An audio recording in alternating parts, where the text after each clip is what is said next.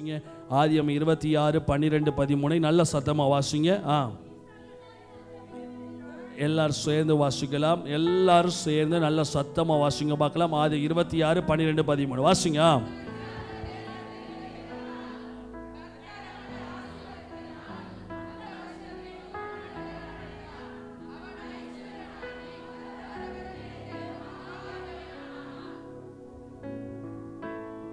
அன்பின் நல்ல ஆண்டவரே, நீர் பேசுகிறவர், இடைபடுகிறவர், உங்கள் சத்தத்தினால் எங்கள் வாழ்க்கையை செழிப்பாக்குறவர், அடியின் அப்பிரயோஜனமான பாத்திரம், கடமை மாத்திரம் செய்கிற நீர் வெளிப்படும் நல்ல பிதாவே, ஆமென். நல்ல 2 கரங்களை உயர்த்தி சத்தம் ஒரு அல்லேலூயா, சத்தம் ஒரு அல்லேலூயா, ஆமென். இன்னைக்கு நான் சொல்ல போற ஒரு அருமையான ஒரு தேவ செய்தி. கர்த்தர் நம்முடைய விதைகளை ஆசீர்வதிக்கிறவர். எத்தனை பேர் கரங்களை உயர்த்தி ஆமென் சொல்லலாமே? சொல்லுங்க சத்தம் ஒரு அல்லேலூயா. இன்னைக்கு நான் பேச போற தலைப்பு ஈசாக்கின் விதை. சத்தமா சொல்லுங்க பார்க்கலாம். ஜீவனுள்ள விதை, ஜீவனுள்ள விதை, ஆமென். ஈசாக்கை பத்தி எல்லாருக்கும் தெரியும், இந்த வசனம் எல்லாருக்கும் தெரியும். ஈசாக்கு அந்த தேசத்தில் விதை விதைத்தான். கர்த்தர்வனை ஆசீர்வதித்ததனால் அவன் 100 மடங்கு பலனடைந்தான். எத்தனை பேருக்கு ஆசையா இருக்கு, நான் ஆசீர்வாதமா இருக்கணும் பாஸ்டர், நல்லா இருக்கணும்னு நினைக்கிறவங்க 2 கையை வைத்து அல்லேலூயா சொல்லலாமே? ஆமென். பக்கத்தில் பார்த்து சொல்லுங்க பார்க்கலாம், நீங்க நல்லா இருப்பீங்க. நல்ல சத்தமா மேலே இருக்கவங்கள பக்கத்தில் பார்த்து சொல்லுங்க, ராசா நீ நல்லா இருப்பையா, ஏமா தாய் நீ நல்லா இருப்ப. ஆமா ஆமென். நல்லா இருக்கிறதுக்கு தான் இயேசு சிலுவையிலே நமக்காக அடிபட்டார். ஆமென் சொல்லலாமே? அல்லேலூயா சத்தமா சொல்லலாமே? பிரச்சனையானவனுக்கு தான் இயேசு தேவை, பாவிகளுக்கு தான் இயேசு தேவை. எத்தனை பேர் ஆமென்? ஆமென். ஈசாக்கு அந்த தேசத்தில் விதை விதைத்தான். கர்த்தர் ஆசீர்வதித்ததினால் 100 மடங்கு பலனடைந்தான். நிறைய பேருடைய லைஃப்ல நான் இன்னைக்கு காணிக்கையை பத்தி பேச வரல. நிறைய பேர் அவங்க வாழ்க்கையில பல முயற்சிகளை செய்தும் அந்த முயற்சிகள் பலனில்லாமல் போகிற ஒரு அனுபவம் அநேகருக்கு இருக்கிறது. ஆமென் அல்லேலூயா. நிறைய பேரை பார்த்துருக்கிறேன். சில பிள்ளைங்க விழுந்து விழுந்து படிக்கும், ஆனால் அந்த பிள்ளைங்க பார்த்தீங்கன்னா மார்க்கு குறையாக தான் எடுக்கும். எவ்வளோ முட்டினாலும் அந்த பிள்ளைக்கு அவ்வளோதான் வரும். அவங்க அம்மா அம்மாரெலாம் சொல்லுவாங்க, பாஸ்டர் இவன் காலையில் எழுந்து படிக்கான், சாயங்காலம் படிக்கான், மதியம் படிக்கான், டெய்லி படிக்கான், ஆனால் இவன் மார்க் மட்டும் என்ன பண்ண மாட்டேங்கி. நான் சொல்லட்டுமா, நீங்கள் எவ்வளவு முயற்சி செய்தாலும் ரிசல்ட்டை தருகிறவர் கர்த்தர். பவுல் சொல்லுகிறார், ஊழியத்தை கூட பவுல் இப்படி தான் சொல்லுகிறார். என்னைக்குமே நான் சொல்லுவேன், ஊழிய வளர்ச்சி என்பது பாஸ்டரால் வருவதல்ல, கர்த்தர் ஊழியங்களை ஆசீர்வதித்தால் மட்டுமே ஊழியம் கூட வளரும். பாஸ்டர் ஜோம் பண்றதுனாலயோ முக்கி பரிசுத்தமாக வாழ்றதுனாலயோ தலகோப்புறம் நிற்கிறதுனாலயோ நடக்கிற விஷயம் கிடையாது. கர்த்தர் ஆசீர்வதிச்சாதான் ஊழியம் கூட வளரும். நமக்குள்ள ஒரு நல்ல பவுல் சொல்லுகிறார், நானோ நட்டினேன், அப்போலோ நீர் பாய்ச்சினான், தேவனதை விளைய செய்தார். பைபிள் இருக்கிற மிக முக்கியமான ஆசீர்வாதம், உன் கைகளின் பிரயாசத்தை நீ சாப்பிடலாம். சில பிள்ளைங்களை நான் பார்த்துருக்கிறேன், நல்ல காலேஜ் யூஜி முடிப்பாங்க, பிஎஸ்சி முடிப்பாங்க, டக்குன்னு அடுத்து ஒரு எம்எஸ்சி முடிப்பாங்க, அடுத்து பிஹெச்டி முடிப்பாங்க, அடுத்தடுத்த லெவல் படிப்பாங்க. ஆனால் இவ்வளோ நாள் படித்ததுக்கு ஏற்ற வேலை கிடைக்காது. இதில் பிரச்சனை என்னென்னா, கடவுளை ஆசீர்வாதம் உங்கள் மேலே இம்ப்ளிமெண்ட் ஆகலைன்னு அர்த்தம். இதே சில பையன் இருப்பான், 8ஆம் கிளாஸ் தான் பாஸ் பண்ணியிருப்பான், 9ஆம் கிளாஸில் மூட தூக்க போயிருப்பான், 10ஆம் கிளாஸ்லேயும் கொஞ்சம் மூட தூக்குறவங்களுக்கு அதிகாரியாக சூப்பர்வைசராக மாறி இருப்பான். அந்த 1வது அந்த ஒரு சில வயசு கல்யாண வயசு வரும்போது அந்த கம்பெனியில் பெரிய ஆளாகி அந்த மேனேஜருக்கு கைப்பிள்ளையாக மாறி அவன் சம்பாதிப்பான் 50,000க்கு மேலே. இந்த கையின் பிரயாசம் ஆசீர்வாதங்கள் எல்லாமே it's always rest with God.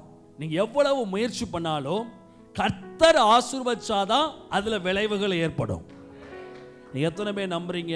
என்னை ஆசீர்வதிங்க அப்பா, சத்தமாக சொல்லுங்க, என்னை ஆசீர்வதிங்க ஆண்டவரே, என்னை ஆசீர்வதிங்க, என்னை ஆசீர்வதிங்க, எனக்கு உண்டானவைகள் எல்லாம் நிறைவாக வெளியே வருவதாக. நிறைய பேரை பார்த்துருக்குறோம், அரசாங்க வேலையில் இருப்பாங்க, சபையில் நிறைய பேர் நான் பார்த்துருக்குறேன். ஆனால் கடைசி மூச்சு வரைக்கும் வட்டி கடலில் வாழ்வாங்க. ஆனால் சர்ச்சில் பார்த்தீங்கன்னா ஒரு சாதாரண ஒரு அம்மா இருக்கும், அந்த அம்மாவை பார்த்தீங்கன்னா சாதாரண வீட்டு வேலை பார்க்கும். ஃப்ராங்காக சொல்கிறேன், வீட்டு வேலை பார்க்கும். அது பார்த்தீங்கன்னா கடன் சுமை இல்லாமல், பிரச்சனை இல்லாமல், நோய் நொடி இல்லாமல் ஜேன்னு சந்தோஷமாக வாழும். அந்த அம்மா மூஞ்சில் இருக்க சந்தோஷம் இங்கே அரசாங்க வேலை பார்த்து 2 லட்ச ரூபா வாங்குற இவரும் மூஞ்சில் இருக்காது. ஆமென். இது எல்லாத்துக்கும் காரணம் என்னன்னா, கர்த்தருடைய ஆசீர்வாதம் நம்ம மேலே இறங்கணும்.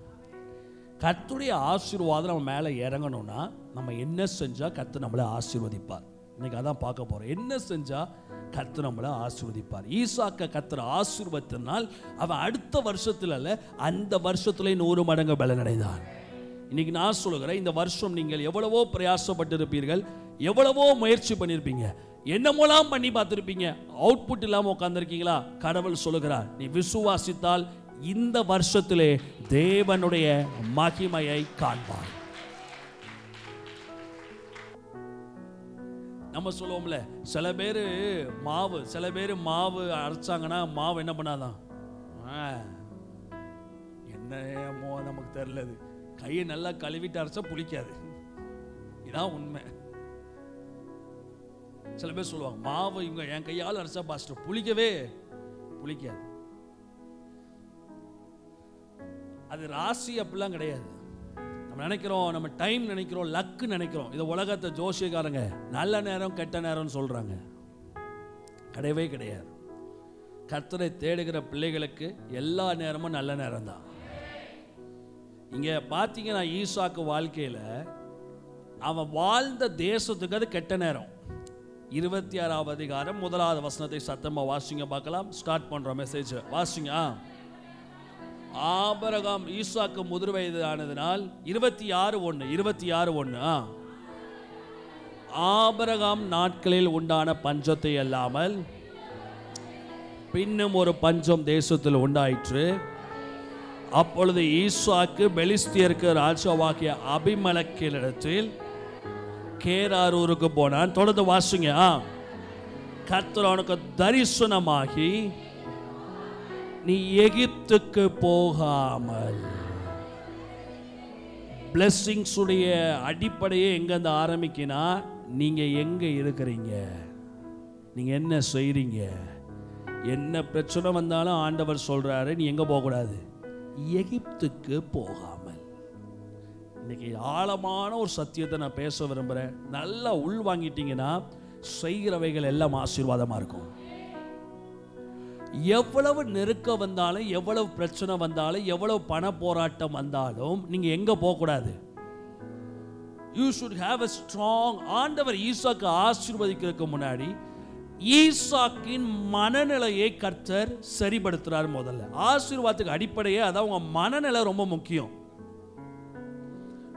வேதம் சொல்லுது, பிரியமானவனே, உன் ஆத்துமா வாழ்வது போல நீ எல்லாவற்றிலும் வாழ்ந்து சுகமாய் இருக்கும்படி வேண்டுகிறேன். For every blessing your heart is more important. உங்க மனசு ரொம்ப முக்கியம். ஆமென். கரங்களை வைத்து அல்லேலூயா சொல்லலாமே. Your heart is so important. Decision is so important. ஆண்டவர் ஈசாக்கு ஆசீர்வதிக்க முன்னாடி ஈசாக்கு சொப்பனத்துல தோன்றி, நான் உன்னை ஆசீர்வதிக்க போறேன், உன்னை பெருக வைக்க போறேன்லாம் சொல்லல. எப்பா, ஒரே ஒரு கண்டிஷன், நீ எகிப்துக்கு போகாமல் நான் உனக்கு சொல்லும் தேசத்தில் குடியிரு. கரங்களை உயர்த்தி ஒரு அல்லேலூயா. நம்ம வாழ்க்கையில கர்த்தர் நம்மளை ஆசீர்வதிக்கணும்னா நமக்குள்ள சில தேவ திட்டங்களை நிறைவேற்றும் இருதயம் நமக்கு வேணும். ஆமென். கரங்களை வைத்து ஆமென் சொல்லலாமே. obeying God's word, blessings குரிய அடித்தளமே அதான் பிரதர். நல்லா புரிஞ்சுக்கோ. ஆசீர்வாதத்துக்கு அடித்தளமே கடவுள் சொல்ற விஷயத்துக்கு கண்மூடித்தனமா கீழ்ப்படியணும். உண்மையிலே சொல்றேன், தலைக்கு மேல வெள்ளம் போல ஓடிச்சு பிரச்சனை. ஆனாலும் இன்னைக்கும் கர்த்தர் நிறைய விஷயங்கள்ல என்னை ஆசீர்வதிக்கும் போது என்னை ரிமைண்ட் பண்ணுவார். என் மனசுல பெரிய பெரிய ஆசீர்வாதத்தெல்லாம் கையில கொடுக்கும்போது ஒரே ஒரு காரியம் சொல்லி என்னை அடிக்கடி எனக்கு ஞாபகப்படுத்துவார், நீ என் சொல்லுக்கு கீழ்ப்படிந்தபடியா. அப்ப அதான் நான் சொல்வேன், எல்லா ஆசீர்வாதமும் ஜெபத்தினால் வருவதல்ல, உங்க மனநிலை, உங்கள் முடிவு, உங்கள் தீர்மானம். எல்லா ஆசீர்வாதமும் அந்நிய பாஷை பேசினாலும் வராதுங்க. இது பேர் கிறிஸ்தவ வாழ்க்கை. ஏதோ மதம் கிடையாது, கிறிஸ்தவ வாழ்க்கை. It's a Christianity life. It's called life. வாழ்க்கைனா வாழணும். நீங்க இப்படி வாழ்ந்தீங்கன்னா கடவுளை ஆசீர்வதிப்பார். ஆனால் வாழ்வது எல்லாரும் சொல்லுவாங்க, அப்பெல்லாம் கடவுள் சொல்றதை செய்யறது ரொம்ப கஷ்டம். அப்படி கிடையாது. கடவுள் சொல்றதை செய்யறதுக்கு உன் மனநிலையை பக்குவப்படுத்திட்டேன்னா கடவுள் சாக சொன்னாலும் சந்தோஷமா சாவேன். இந்த தீவிரவாதிகள் எல்லாம் தற்கொலை படை தாக்குதலுக்கு போறவங்ககிட்ட உட்காந்து நீங்க பேசுனீங்கன்னா, தற்கொலை படை தாக்குதல் தெரியுமா எல்லாருக்கும்? அது என்னன்னு சொல்லி தெரியுமா? இல்லைன்னா போய் பண்ணி பாருங்க. அந்த தற்கொலை படை தாக்குதல் பண்றவன் போய் உட்காந்து பேசுனீங்கன்னா, நீ சாக போறியே உனக்கு கவலையாலும் கேட்டா சந்தோஷமா சொல்வான், நான் என் இனத்துக்காக, என் கடவுளுக்காக, நான் ஒரு ஆளை கொண்டா நான் மோட்சம் போயிடுவேன், நான் கடவுளுக்காக நான் என்ன பண்றேன், நான் சாகிறேன் அப்படி சந்தோஷமா இருப்பான். ஏன்னா அவன் மனநிலையை அவங்க என்ன பண்ணிடுறாங்க, செட் பண்ணிடுறாங்க. சாவு செத்தாலும் சந்தோஷமா சாவு ரெடியா இருப்பான். அவன் சொல்ல அவன்கிட்ட கேட்டு, இன்னைக்கு சரி நாளைக்கு சரியா, இந்த நொடி பொழுது மேல இருந்து உத்தரவு வந்தா போதும், செத்துட்டு போயிட்டே இருப்பேன். மனநிலை ரெடி ஆயிடுது, மனசு ரெடி ஆயிடுது, அவனுக்கு சந்தோஷமா இருக்குது. பெரிய உலகத்துல சாதிச்ச மாதிரி, ஏதோ ஒரு உலகத்துல செஞ்ச மாதிரி, கடவுளுக்காக புனித யுத்தமா இது, கடவுளுக்காக ஏதோ ஒன்று செஞ்ச மாதிரி அவன் மனசு மனநிலை மாறுது. சாவு கூட அவனுக்கு சந்தோஷமா தெரியுது. அதை தான் பவுல் சொல்கிறார். பவுல் ஒரு தீவிரவாதி, இயேசுவாதி. அவர் சொல்றாரு, கிறிஸ்துவுக்காக அனைத்தையும் நஷ்டம் என்று எண்ணுகிறேன், மரணமே ஆனாலும் கிறிஸ்துவின் அன்பை விட்டனை. ஏன்னா அவன் மனநிலையை கடவுள் மாத்திடுறார். இன்னைக்கு நிறைய பேர் நம்ம சொல்றோம், ஆண்டவர் சொல்றது செய்ய கஷ்டமா இருக்கு பிரதர், இந்த காதலை விடுறதுக்கு கஷ்டமா இருக்கு பிரதர், இந்த சரக்க தண்ணி அடிக்கிறத விடுறது கஷ்டமா இருக்கு. ஏன்னா அவன் மனநிலை மாறுவதற்கு அவன் தன்னை அர்ப்பணிக்கவில்லை. மனநிலை மாறிட்டுனா ஆண்டவர் சொல்ற எதையும் செய்ய யோசிக்க மாட்டோம், அப்படி செஞ்சுட்டு போயிட்டே இருப்போம். Change has to become in our hearts. ஆமென். கரங்களை வைத்து அல்லேலூயா சொல்லலாமே. இன்னைக்கு கர்த்தர் உங்களுக்கு இந்த மனநிலையை கொடுப்பாராக. அந்த ஹார்ட் வரணும். இங்க ஈசாக்கு வாழ்க்கையில பஞ்சம், நல்லா பணக்கார அப்பாக்கு பிறந்தவன், கையை வைத்து ஆமேன்னு சொல்லலாமே. நினைச்ச நேரத்துக்கு ஆசீர்வாதத்தை பார்த்துருப்பான். எத்தனை பேர் ஆமேன்னு சொல்றீங்க? ஆபிரகாம் பிச்சைக்காரனா ஆசீர்வதிக்கப்பட்டவனா? திடீர்னு பஞ்சம் வந்துருது. பார்த்தா சுத்தி பத்தி பார்க்கறான், இருக்கல பெஸ்ட் பிளேஸ், ஆடு மாடு எல்லாத்துக்கும் மேய்ச்சலுக்கும் ஆசீர்வாதத்துக்கும் சிறந்த இடம் எகிப்து. சார் ரெடியா கிளம்பிறார், வேகமா கிளம்பி எகிப்துக்கு போறாரு. போற வழியில கடவுள் என்ன பண்றாரு, டொயிங்கன்னு வந்து, டேய் எங்க போக கூடாது, நான் உனக்கு சொல்ற தேசத்துல அமுக்கிட்டு குடியிரு. சரி, கடவுள் சொன்னாரு. நீங்க அதான் சொல்றேன், கடவுள் ஒரு பொரோட்டா கடை ஆரம்பிக்க சொன்னாரா? தலை குப்புறனாலும் நீ வந்து இட்லி விற்க கூடாது. சொல்லுங்க ஒரு அல்லேலூயா. கடவுள் இட்லி கடை ஆரம்பிக்க சொன்னாரா? தலை குப்புற ஆனாலும் பொரோட்டா வைக்க கூடாது. நீ do what God say, be a obedient fellow for God. கடவுளுக்கு நீங்க கீழ்ப்படிகிறவர்களா இருங்க. முதல்ல உங்க வாழ்க்கையில லைஃப்ல ஆசீர்வாதத்துக்கு முதல் படியே கடவுள் சொல்றது கண்மூடித்தனமா செய்யற இருதயம் உள்ளவர்களாய் நீங்க இருக்க வேண்டும். ஆமென் அல்லேலூயா. ஈசாக்கு அந்த அந்த குவாலிட்டியை மெயின்டைன் பண்றான். ஏன்னா அப்பா கீழ்ப்படிஞ்சாரு, பையனும் கீழ்ப்படிறான். அப்பா தருதலையா இருந்தாருன்னா இங்க பையனும் அந்த மாதிரி ஆயிருப்பான். பார்த்துருக்கான், அப்பா தன்னையே பலியிட தேவனுக்கு கீழ்ப்படியோ, பெத்த பிள்ளையே இவனை கீழ்ப்படி தேவன் சொன்னார் சொல்லி கொல்றதுக்கு தூக்கிட்டு போனதை கண்ணால பார்த்தவன். அல்லேலூயா. பார்க்கறான், அப்பா என்னை பலியிட போனாரு, கடவுள் அப்பாவை கைவிடல, என்னையும் கைவிடல, விசுவாசத்துடன் கேராரூரிலே குடியிருந்தான். இந்த 26:12-13 பின்னாடி இருக்கிற கீயே திறவுகோலே, நான் உனக்கு சொல்லும் தேசத்தில் குடியிரு. என்கிட்ட கேட்பாங்க, நிறைய பேர் என்கிட்ட கேட்பாங்க, ஆசீர்வாதத்துக்கு ஸ்ட்ராட்டஜி என்ன, ஆசீர்வாதத்துக்கு வழி என்ன, நன்மைகளுக்கு வழி என்ன? நான் சொல்வேன், கீழ்ப்படிதல் கீழ்ப்படிதல் கீழ்ப்படிதல். கடவுள் சொல்றதை சந்தோஷமா செஞ்சுட்டு போயிட்டே இருக்கணும். ஆண்டவர் சொன்னாரா யோசிக்கவே கூடாது. கண்மூடித்தனமா ஆண்டவர் சொன்னார், சொந்தக்காரன் வந்து கேட்பான், எதுக்கு நீ இப்படி பண்ற? கடவுள் சொல்லியிருக்காரு, நான் செய்கிறேன். எது வீட்டுக்கு பால்காய் கூப்பிடல, உன்னை கூப்பிடக்கூடாதுன்னு சொன்னாரு, நான் கூப்பிடல. எதுக்கு நீ இப்படிப்பட்ட மாப்பிள்ளைய கல்யாணம் கட்டுறேன்னு சொல்ற? அவனுக்கு வேலை இல்லை, படிப்புல ஒண்ணுமே இல்லை, ஆனா ரட்சிக்கப்பட்ட மாப்பிள்ளை எது கட்டுற? கடவுள் கட்ட சொன்னாரு, நான் கட்டி இருக்கிறேன். உங்களுக்குள்ள கடவுள் சொல்றதை செய்யணும். முதல்ல அந்த மனப்பான்மை வரணும். ரெண்டாவது, மனசுல ஒரு கான்ஃபிடென்ட் வரணும். ஆண்டவர் சொன்னதை தான் நான் செஞ்சிருக்கிறேன். ரெண்டு விஷயம் இருக்கு. கடவுள் சொல்றதை செய்யற மனநிலை வேணும். ரெண்டாவது, கடவுள் சொன்னதை தான் நான். இந்த ரெண்டு விஷயம்தான் ஆசீர்வாதத்துக்குரிய அந்த பாயிண்ட். கடவுள் சொல்றத செய்யற மனநிலை, ரெண்டாவது ஆண்டவர் சொன்னதை தான் நான் செய்திருக்கிறேன். எத்தனை பேர் உங்களை அர்ப்பணிக்க ஆயத்தமா இருக்கிறீங்க? கையை உயர்த்தி அலையிலையா சொல்லலாமே. பக்கத்துல இருக்க ஆளை கிள்ளி சொல்லுங்க பார்க்கலாம். ஐயா ராசா, காது கேட்குதா? கேளுங்க. காது கேட்குதான்னு கேளுங்க. இல்லைன்னா ஊன்னு ஊதுங்க. ஊன்னு காதுல ஊதுங்க. செவுட்டு காதெல்லாம் திறக்கட்டும். எத்தனை பேருக்கு அந்த இருதயம் வேணும்னு சொல்லி ஜெபிக்க போறீங்க? ஆண்டவரே, அந்த இருதயத்தை எனக்கு தாங்க இயேசுப்பா. ஆண்டவர் கிருபையினால எந்த விஷயமா இருந்தாலும் ஆண்டவர்கிட்ட நான் கேட்பேன். ஒருத்தவங்க எதிரில் உட்காந்து பேசி கொண்டு இருந்தாலும் இவங்களுக்கு என்ன பதில் சொல்லணும்? ஆண்டவரே நீங்கள் சொல்லுங்க, நாங்கள் சொல்கிறத செய்ய. நீங்கள் சொல்கிறத தைரியமாக நான் சொல்லிடுவேன். ஒரே ஒரு விஷயந்தான், மாபெரும் ஜபமோ மகா பெரிய விஷயங்களோ கிடையாது. சிம்பிள். அவர் சொல்லிட்டாரு, நான் செஞ்சிட்ருக்கேன், அவ்வளோதான். அவர் சொல்கிறத செய்கிறதுனால 1000 பேர் 1000 கருத்துக்களை தெரிவிக்கலாமே. மோசமானவன், அப்படிப்பட்டவன், இப்படிப்பட்டவன், அயோக்கிய, அந்த பைய, இந்த பைய, அப்படி இப்படி, நியாயமா நியாயம் இல்லையா, 1000 பட்டிமன்றம் நடத்தலாம். நீ கடவுள் சொல்கிறத செஞ்சுருக்கிற, செஞ்சுட்டு போயிட்டே இரு. உன்னை ஆசீர்வதிப்பது, உன்னை பற்றி பட்டிமன்றம் நடத்துகிறோம் நல்ல, உன்னை ஆசீர்வதிப்பது கர்த்தர்.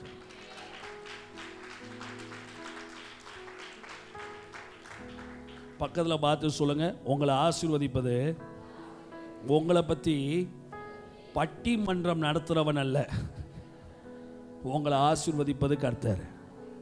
பேசுகிறவன் பேசிக்கிட்டே இருப்பான், என்னத்தையாவது. கர்த்தர் தான் நம்மளை ஆசீர்வதிப்பார். அப்படி நம்ம இப்படி செய்யும்போது கர்த்தர் நம்மளை எப்படியெல்லாம் ஆசீர்வதிப்பார். இப்படிப்பட்ட மனநிலையுடன் தொழில் செய்யுங்கள். இப்படிப்பட்ட மனநிலையுடன் கர்த்தருக்கு கொடுங்கள். இப்படிப்பட்ட மனநிலையுடன் நீங்க என்ன பண்ணணும்? உற்சாகமாக வேலைக்கு போங்க. இப்படிப்பட்ட மனநிலையுடன் ஜெபிங்கள். இப்படிப்பட்ட மனநிலையுடன் நீங்கள் பைபிள் வாசிங்க. செய்கிறவைகள் எல்லாவற்றிலும் கர்த்தர் 100 மடங்கு பிரதிபலனை தர வல்லவராயிருக்கிறார். கையை தட்டி அல்லேலூயா சொல்றவங்க நல்ல சத்தமா கையை தட்டி அல்லேலூயா சொல்லலாமே. சொல்லுங்க ஒரு ஆமென். கேராரூர்ல கர்த்தர் நிறைய பேர் நினைக்கிறோம், வாழ்க்கையில கஷ்டங்களும் பிரச்சனையும் வந்தவுடனே நினைக்கிற ஒரே விஷயம், இது தேவ சித்தம் அல்ல. சத்தமா சொல்லுங்க பக்கத்துல பார்த்து. கஷ்டங்களும் பிரச்சனையும் வந்த உடனே நம்ம எடுக்கிற ஒரே முடிவு, இது தேவ சித்தம் அல்ல. நான் சொல்றேன், கடவுள் சொல்ற விஷயத்துல தான் கஷ்டம் இருக்கும், நஷ்டம் இருக்கும், போராட்டம் இருக்கும். அவைகள் எல்லாவற்றிலும் கர்த்தர் உங்களை 100 மடங்கு ஆசீர்வதித்து உங்களை உயர்த்துகிறவராயிருக்கிறார். எத்தனை பேர் கரங்களை உயர்த்தி ஆமேன்னு சொல்ல போறீங்க?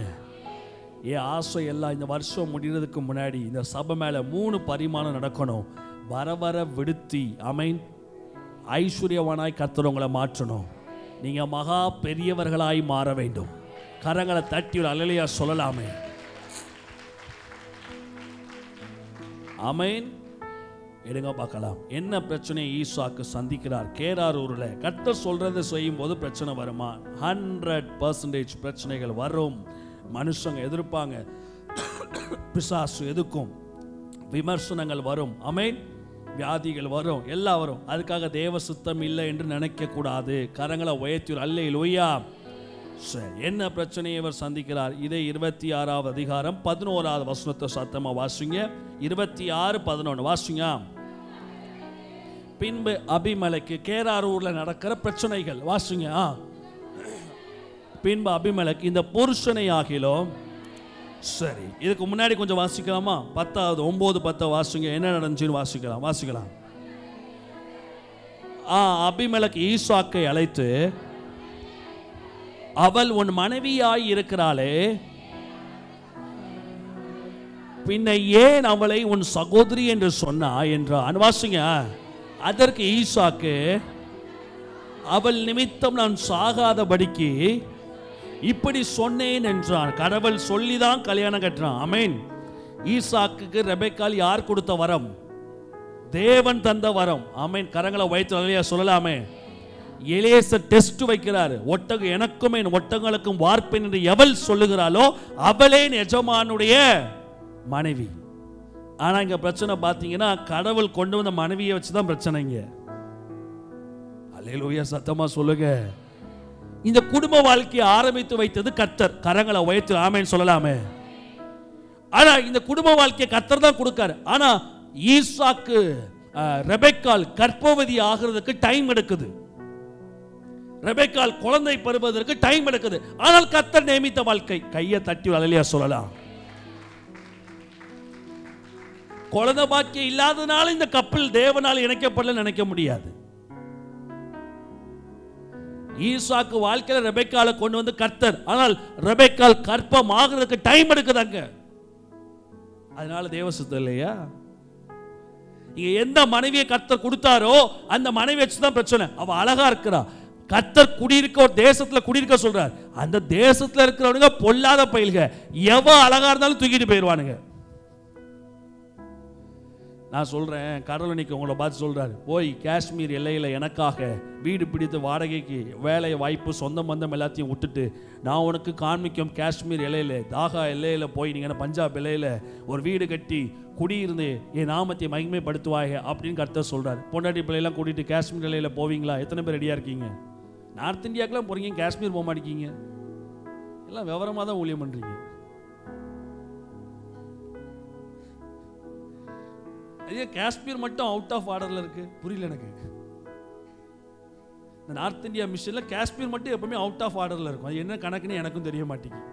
ஏன்னா சுற்றுவோம்ல டப்பு டப்பு டப்பு டப்பு டப்பு டப்புன்னு.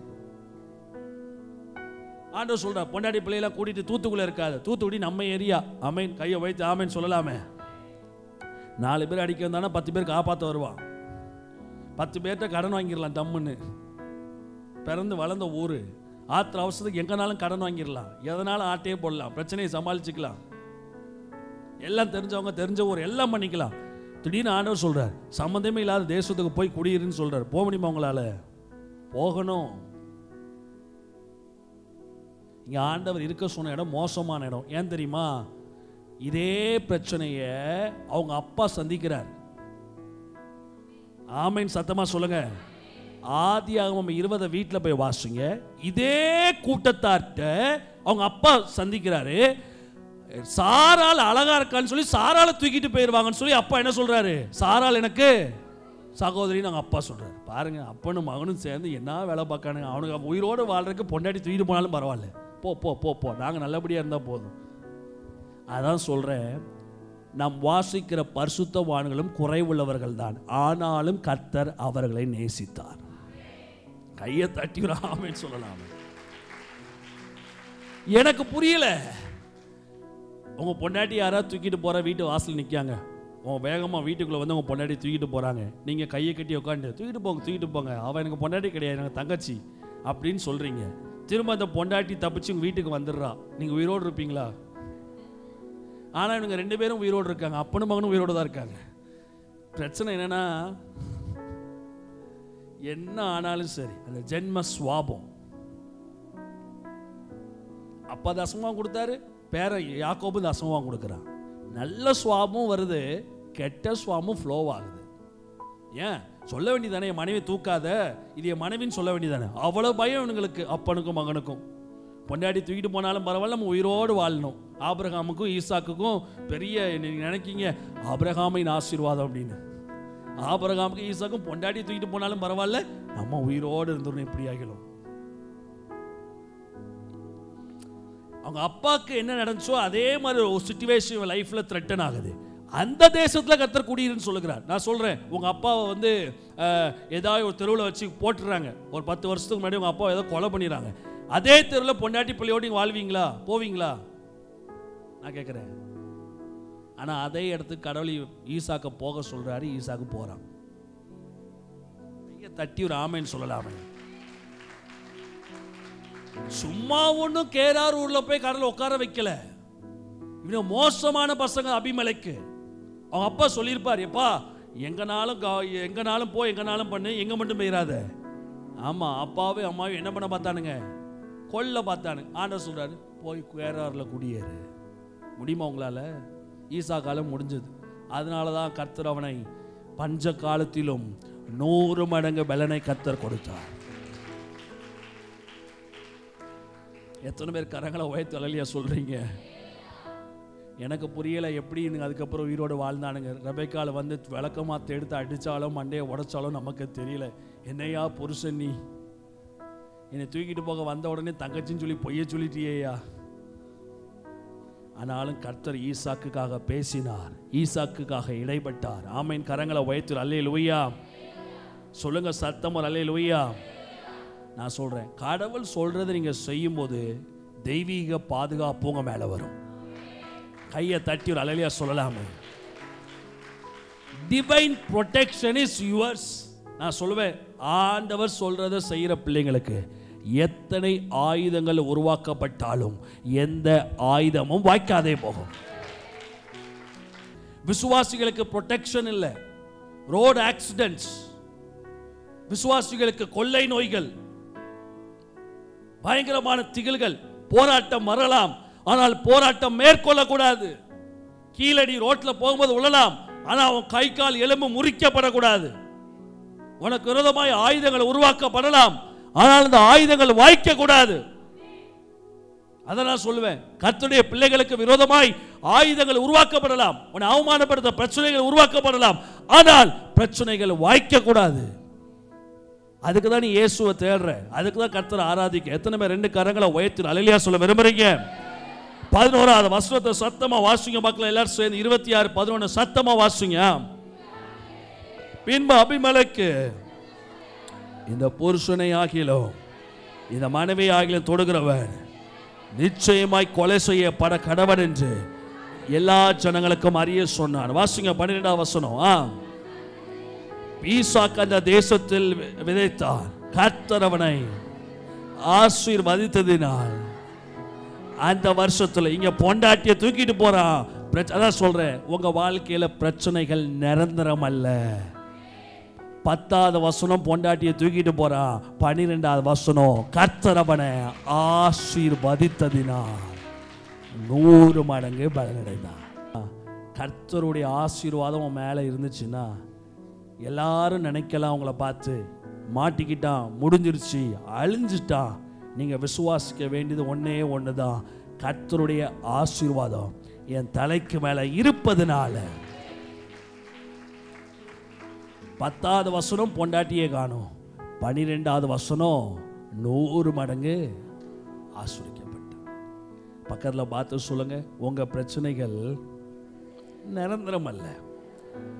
எப்பேற்பட்ட பிரச்சனையா இருக்கலாம், பெருசாவே இருக்கட்டுமே, பயங்கரமா இருக்கட்டுமே, நிரந்தரம் அல்ல. கர்த்தருக்கு கீழ்ப்படிஞ்சீங்கன்னா கர்த்தர் உங்களை ஆசீர்வதிப்பார். கையை தட்டி ஒரு ஆமென் சொல்றவங்க. I want to tell you one thing, obey God's word. God will protect you, God will provide you, God will multiply you, God will be faithful to you. 4 காரியம் தேவனுக்கு கீழ்ப்படிஞ்சீங்கன்னா 4 விஷயம் வாழ்க்கையில டிஃபால்ட்டா இருக்கும். பாதுகாப்பார், உங்களுக்கு தேவையானதை கொடுப்பார், 3வது உங்களை வர்த்திக்க பண்ணுவார், 4வது அவர் உங்களுக்கு உண்மை உள்ளவராய் இருப்பார். ஆமென். என் வாழ்க்கையில எத்தனையோ விஷயங்களை பார்த்துருக்கிறேன், கடவுள் எனக்கு ரொம்ப உண்மையுள்ளவராக இருக்கார். நான் அவருக்கு உண்மையா இருக்கணும் இல்லையோ, நான் ரொம்ப பார்க்கிறேன், கடவுள் எனக்கு ரொம்ப உண்மையுள்ளவராக இருக்கார். இன்னைக்கு உங்களை பார்த்து ஆண்டவர் அதான் சொல்றாரு, நான் உனக்காக நிறைய விஷயங்களை செய்ய இந்த வருஷ கடைசியில் பயங்கரமான காரியங்களும் செய்ய ஆயத்தமா இருக்கிறேன், நீ எனக்கு கீழ்ப்படிய ஆயத்தமா. 12வது வசனம் சொல்லுது, ஈசாக்கு அந்த தேசத்தில் விதைத்தான், கர்த்தர் அவனை ஆசீர்வதித்ததினால் 100 மடங்கு பலனடைந்தான். கர்த்தர் ப்ரொவைட் பண்ணுகிறார், அவனுக்கு தேவையானதை கொடுக்கிறார். என்னைக்குமே நான் சொல்லுவேங்க, உங்கள் தேவை சந்திக்கப்படலைன்னா நீங்கள் ஏதோ இடத்துல கர்த்தருக்கு கீழ்ப்படியாமல் இருக்கீங்கன்னு அர்த்தம். பக்கத்தில் பார்த்து சொல்லுங்கள், உங்கள் தேவை சந்திக்கப்படலைன்னா ஏதோ ஒரு இடத்துல கர்த்தருக்கு நீங்கள் கீழ்ப்படியாமல் இருக்கீங்கன்னு அர்த்தம். கீழ்ப்படிச்சிங்கன்னா உங்கள் தேவைகளை அவர் சந்திக்க வல்லவராய் இருக்கிறார். அடுத்து வாசிக்க விரும்புகிறேன். 26, 22 சத்தமாக வாசிங்க. ஒரு கீழ்ப்படிதல், 1வது வசனத்தில் நடந்த கீழ்ப்படிதல் எத்தனை ஆசீர்வாதத்தை கொண்டு வருது? 22வது வசனத்தை சத்தமாக வாசிங்க. பின்பு அவ்விடமிட்டு பெயர்ந்து போய் வேறொரு துறவை வெட்டினான். அதை குறித்து அவர்கள் வாக்குவாதம் பண்ணவில்லை. அப்பொழுது அவன், நாம் தேசத்தில் பழுகும்படிக்கு இப்பொழுது கர்த்தர் நமக்கு, ஈசாக்கு எல்லா இடத்துலையும் சொல்ற ஒரே வார்த்தை, கர்த்தர் ஆசீர்வதித்ததினால் நாம் பழுகி பெறுவதற்கு கர்த்தர் நமக்கு இடத்தை உருவாக்கினார். அவன் மவுத் கன்ஃபெஷனை பாருங்க. நிறைய பேர் சொந்த வீடு வாங்கணும்னு சொல்லுவாங்க. பாஸ்டர் கஷ்டப்பட்டு கட்டியிருக்கேன் அப்படி சொல்லாதீங்க. நீங்க சொல்ல வேண்டிய ஒரே வார்த்தை, கர்த்தர் எனக்கு தந்த வீடு. நல்ல ஒரு உத்தியோகம் கிடைச்சுன்னா நீங்க சொல்ல வேண்டிய வார்த்தை, கஷ்டப்பட்டு எக்ஸாம் எழுதினேன் அப்படி சொல்லக்கூடாது. கர்த்தர் எனக்கு தந்த வேலை. ஈசாக்கு சொல்றான், கர்த்தர் ஆசீர்வதித்ததினால் கர்த்தர் எனக்கு இடம் உண்டாக்கினார். கர்த்தர் எனக்கு இடம் உண்டாக்கினார். எத்தனை பேர் ஆமைன்னு சொல்ல விரும்புறீங்க? ரெகபோத் உங்களுக்கு தெரியும், அவன் 2 இடத்துல துறவை தோன்றான். 2 துறவுலையும் பிரச்சனை வருது. 3வது துறவுல கர்த்தர் ரெகபோத்தை கொடுக்கிறார். இன்னைக்கு நான் விசுவாசிக்கிறேன், இந்த வருஷ கடைசியில எத்தனை முறை முயற்சி செஞ்சு தோத்து போனாலும் இந்த கடைசி மாசத்துல கர்த்தர் சொல்லுகிற வார்த்தை, மீண்டுமாய் துறவை தோண்டு, நான் உன்னை ஆசீர்வதிக்க போகிறேன். Come again once more. மீண்டுமா துறவு தோண்டு, மீண்டும் ஒரு முயற்சி பண்ணு, மீண்டும் ஒரு ட்ரை பண்ணு, நான் உனக்கு ரெகபோத்தை கொடுக்க போகிறேன். அடுத்த வசனத்தை வாசிங்க. 26, 24 சத்தமா வாசிங்க. ஆதியாகமம் 26, 24 எடுத்து நல்ல சத்தமா வாசிங்க. நல்ல சத்தமா. என்னவா? அன்று ராத்திரியிலே கர்த்தர் அவனுக்கு தரிசனமாகி, நானும் தகப்பனாக ஆபிரகாமுடைய தேவன், பயப்படாதே, நான் உன்னுடனே கூட இருந்து என்னை ஊழியக்காரன் ஆபிரகாம் நிமித்தம் உன்னை ஆசீர்வதித்து கர்த்தர் உண்மை உள்ளவராய் இருக்கிறார். எத்தனை பேர் கையை தட்டி அல்லேலூயா சொல்ல விரும்புறீங்க? சத்தம் அல்லேலூயா சொல்லலாமே. நான் எப்பவுமே பிரச்சனையை சந்திக்கும் போது சொல்ற ஒரே வார்த்தை, இந்த பிரச்சனை எதனால வந்துச்சு தெரியாது, எப்படி வந்துச்சு தெரியாது, ஆனா ஒண்ணு மட்டும் எனக்கு தெரியும், நீங்க எனக்கு உண்மை உள்ளவராக இருக்கிறபடியினால் இந்த போராட்டத்தை நீங்க முடிச்சிருவீங்க. நம்ம மனசுல கடவுளை பத்தி என்னமோ நினைச்சு வச்சிருக்கீங்க. நீங்க என்னமோ அவரை பத்தி பல தவறான உண்மைகள் விதைக்கப்பட்டிருக்கு. அவர் அடிச்சிருவாரு, மண்டையை நொறுக்கிடுவாரு, கைவிட்டுருவாரு. கெட்டின பொண்டாட்டியே ஒருத்தன் இல்லைன்னு சொல்றான், அவனே கைவிடல, உங்களை கைவிட்டுருவாரா? கடவுளை பத்தி புரிந்து கொள்ளுகிற விதம்னு ஒன்று இருக்குது. ஆண்டவரை பத்தி புரிந்து கொள்ளுதல் ஒன்று இருக்குது. சுய ஞானத்தில் கடவுளை பார்த்தீங்கன்னா ரொம்ப மோசமானவரா தெரிவார். உங்களுக்கு மகா பெரிய மோசமானவரா தெரிவார், பயங்கரமானவரா தெரிவார். ஆனால் அவரை தகப்பனாக, அவருக்கு நீங்கள் பிள்ளைகளாக உங்களை பார்க்கும் பொழுது, அதுக்கு தான் புதிய ஏற்பாட்டு காலத்தில் அவர் தம்முடைய பரிசுத்த ஆவியை கொடுத்து உங்களை பிதாவுக்கு பிள்ளைகளாக மாற்றி இருக்கிறார். எத்தனை பேர் கையை தட்டி ஒரு ஆமென் சொல்ல விரும்புறீங்க? சத்தம் அல்லேலூயா சொல்லலாமே. So don't ever think, என்னைக்குமே வாழ்க்கையில் ஒரு விஷயம் நினைக்க கூடாது, கடவுள் எனக்கு எதிராக இருக்காரு, ஆண்டவர் ஏன் சார்பில் இல்லை, ஆண்டவர் அந்த கூட்டணியில் இருக்கிறாரு, உலகமே அழிஞ்சாலும் கர்த்தர் என் சார்பில் இருப்பார், எனக்கு விரோதமாய் நிற்பவன் யார்? நமக்குள்ள பிரச்சனைகள் உபத்திரவங்கள் வரும்போது நம்ம மைண்ட் வேற மாதிரி மாறிடுது. ஐயோ கர்த்தர் நம்மளை கைவிட்டுட்டார், கடவுளை அடிச்சுட்டார், கடவுளுடைய தண்டனை இது. நெவர். ஆண்டவர் உண்மை உள்ளவர். ஆனால் உன்னை பரலோகம் போய் சேர்றது உன் வாழ்க்கையை பொறுத்து தான் இருக்கு. ஆனால் இந்த பூமியில் அவர் உனக்கு உண்மை உள்ளவர். இந்த பூலோக வாழ்க்கைக்கு அவர் உண்மை உள்ளவராக இருக்கார் உனக்கு. நீங்கள் எத்தனை பேர் சொல்கிறீங்க வலதுக்கையை உயர்த்தி, நீங்கள் எனக்கு உண்மை உள்ளவர் ஆண்டவரே? நல்ல மேலே இருக்கவங்களாம் கையை உயர்த்தி சொல்லுங்கள், நீங்கள் எனக்கு உண்மை உள்ளவர். மனுஷங்க எனக்கு உண்மையா இல்லாமல் இருக்கலாம், ஆனால் நீர் மனுஷன் அல்ல, நீர் எனக்கு உண்மை உள்ளவர். கரங்களை தட்டி ஆமென் சொல்றவங்க சத்தம் அல்லேலூயா சொல்லலாமே. சத்தமா சொல்லுங்க. முத காரியம், கர்த்தர் பாதுகாக்கிறார். சொல்லுங்க பார்க்கலாம். கர்த்தர். ரெண்டாவது, கர்த்தர் ப்ரொவைட் பண்ணுகிறார், ப்ரொவைஷனை கொடுக்கிறார், பஞ்ச காலத்திலையும் போஷிக்கிறார். எத்தனை பேர் ஆமென் சொல்றீங்க? நான் முழு பைபிள் படிச்சு பார்த்துட்டேங்க. கர்த்தர் தம்முடைய பிள்ளைகளை சாப்பாடுக்கு கஷ்டப்பட விடவே இல்லை. ஆதியாமத்தில் இருந்து வெளிப்படுத்துற வரைக்கும் நான் பார்த்துட்டேன். சோத்துக்கு கர்த்தர் ஒருத்தனையும் கஷ்டப்பட விடல. உண்மையா இல்லையா? சாரி பாத் விதவை வீட்டில், அந்த தீர்க்கதரிசனுடைய மனைவியுடைய வீட்டில் எத்தனை பேர் ஆமென் சொல்றீங்க? எலியாவை கர்த்தர் காகத்தை கொண்டு போஷிச்சாரு. அவர் உண்மையா, அவர் உண்மை உள்ளவருங்க, நினைக்கிற மாதிரிலாம் கிடையாது. நீங்க ஏதோ ஒரு சின்ன விஷயத்துல கடவுளுக்காக ஒரு சின்ன தியாகம் பண்றீங்களா, மார்க் பண்ணி வச்சிருப்பார். நீங்க வேணா நினைக்கலாம், நான் கொடுக்கிற காணிக்க பாஸ்டருக்கு தெரியுது, நம்ம கொடுக்கிற தசம பாகம் ஏதோ சர்ச்சுக்கு கொடுக்கிறோம். நெவர். நீங்க ஏதோ ஒரு விஷயத்துல உண்மையா இருக்கீங்களா, நோட் பண்ணி மண்டையில ஸ்டோர் பண்ணி வச்சிருப்பார். பாஸ்டர் மறந்து போயிடலாம். ஏதோ ஒரு கஷ்டத்தின் மத்தியில் சபைக்காக ஏதாவது செஞ்சீங்களா, பாஸ்டர் மறந்து போயிடலாம், மனுஷன் தானே. கர்த்தர் மார்க் பண்ணி வச்சிருப்பார், ஸ்டோர் பண்ணி வச்சிருப்பார். ஒரு டைம் வரும், ஞாபகப்படுத்தி உன்னை ஆசீர்வதிப்பார். கையை தட்டி அல்லேலூயா சொல்லலாம்.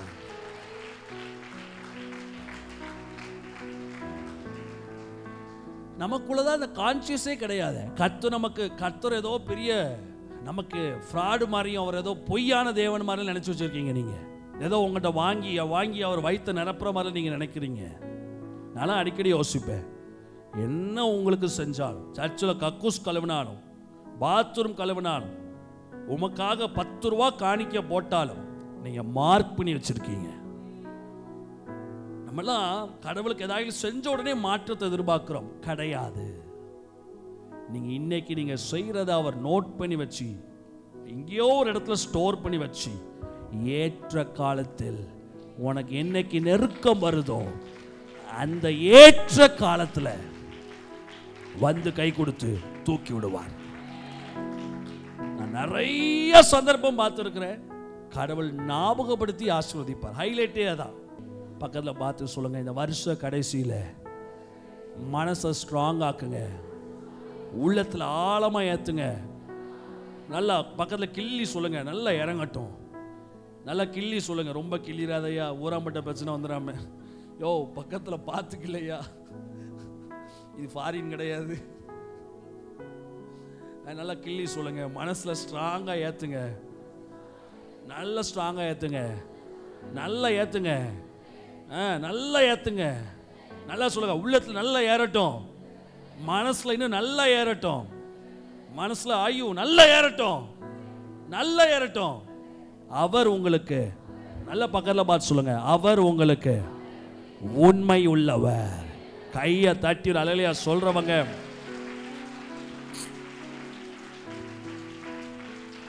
ஆமென். எத்தனை பேர் விசுவாசிக்கிறீங்க? கர்த்தர் உங்க பக்கமா இல்லை எதிரிகள் பக்கமா? கர்த்தர் நம் பக்கம், கர்த்தர் என் பக்கம், கர்த்தர் என் குடும்பத்து பக்கம், கர்த்தர் என் சார்பில் இருக்காரு.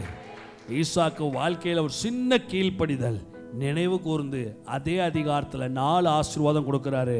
1 பாதுகாக்கிறாரு, இன்னொன்று கொடுக்கிறாரு, இன்னொன்று ரெகபோத்தை தந்து அவனை வர்த்திக்க பண்ணுகிறாரு. 24 உண்மை உள்ளவராக இருக்கிறேன்னு ப்ரூவ் பண்ணுறாரு. வாழ்க்கையில் நீங்கள் ஆசீர்வதிக்கப்பட வேண்டும் என்றால், வாழ்க்கையில் ஈசாக்கு மாதிரி பஞ்ச காலத்திலும் கஷ்டமான நேரங்களிலும் போராட்டமான நேரங்களிலும் படுத்து வேலைக்கு லீவ் போட்டு தூங்கக்கூடாது.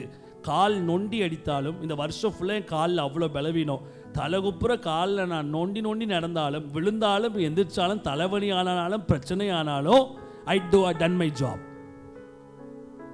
என்ன ஆனாலும் சரி, உங்கள் வேலையை நீங்கள் செஞ்சு தான் ஆகணும். தொழிலாக இருக்கலாம். நிறைய பேரை பார்த்துருக்கிறேன், 2 நாள் கடை ஓடலைன்னா 3 நாள் கடையை பூட்டி தூங்கிடுவாங்க. தப்பு. What ever it might can happen, என்னமோ நடந்துட்டு போட்டுமே, டூ யுவர் ஜாப். நீ விதைச்சுரு, நீ பிரயாசப்படு. ஆசீர்வதிப்பது கர்த்தர். நீ விதைக்கவே மாட்ட, பிரயாசப்படவே மாட்ட, எதுவுமே பண்ண மாட்ட. பாஸ்டர் பணம் வரணும். எப்படி பணம் வரும்? நீ விதைக்காம எப்படி பணம் வரும்? நீ பிரயாசப்படாம எப்படி பணம் வரும்? நீ முயற்சி செய்யாம எப்படி பணம் வரும்? நீ நினைக்கிறீங்க ஜெபம் என்பது ஒரு விதை. கர்த்தருக்கு கீழ்ப்படிஞ்சு ஜெபிக்கணும், கர்த்தர் அதை ஆசீர்வதிப்பார். கர்த்தருக்கு கீழ்ப்படிஞ்சு காணிக்கை கொடுக்கணும். இங்க லைஃப்ல கீழ்ப்படியணும், இந்த பக்கம் விதைக்கணும். கர்த்தர் அந்த விதையை 100 மடங்கு அந்த விதையை கர்த்தர் பழுகி பெருக பண்ணுவார். இந்த பக்கம் கீழ்ப்படியணும், பைபிளை வாசிக்கணும், கர்த்தர் பேசுவார். வாழ்க்கையில கீழ்ப்படிதல் பிளஸ் பிரயாசம். கர்த்தர் ஆபிரகாம் சொல்லுகிறார், உன் தேசத்தை விட்டு, உங்க அம்மா அப்பா விட்டு, உன் இனத்தை விட்டு வெளியே வா. என்ன பண்ணணும்? நான் உனக்கு காண்பிக்கிற தேசமெல்லாம் நடந்து போ. சும்மா இருக்காத, நடந்து போ. கால் மிதிக்கும் தேசத்துல சுதந்திரமா தருவேன், கண்காடு இடத்தையெல்லாம் நீ நடப்பா நட. ஆபிரகாம் பார்த்து சொல்லுகிறார், கீழ்ப்படி, பிரயாசப்படு. 2 தாரக மந்திரம் கிறிஸ்தவ வாழ்க்கையில. கடவுளுக்கு கீழ்ப்படியணும், முழு மூச்சா பிரயாசப்படணும். 5 மணிக்கு எந்திரிக்கீங்களா? பிரயாசப்படணும். ஜெபம் ஒரு பிரயாசம், ஊழியம் ஒரு பிரயாசம், உபவாசம் ஒரு பிரயாசம், வேலைக்கு போய் வேலை செய்வது ஒரு பிரயாசம், தொழில் செய்வது ஒரு பிரயாசம். இதெல்லாம் நீங்க செய்யணும். Day and night, morning and evening நீங்க பிரயாசப்பட்டு கொண்டே இருக்கணும். கரங்களை தட்டிற ஆமென் சொல்றவங்க சத்தம் அல்லேலூயா சொல்லலாமே. பிள்ளைங்களை காலேஜுக்கு போயிட்டு 1 மணிக்கு வீட்டுக்கு வந்துறானா, 4 மணிக்கு பிள்ளைங்களை பார்ட் டைம் ஜாப் அடிப்பீங்க. உங்க பிள்ளைகளுக்கு 2 வீடு நீங்க சேர்த்து வச்சிருக்கலாம், 5 வீடு சேர்த்து வச்சிருக்கலாம். வாட் இருந்துட்டு போட்டுமே, ஒரு வியாதி வந்தா போதும், எல்லா சொத்தும் பறந்து போயிடும்.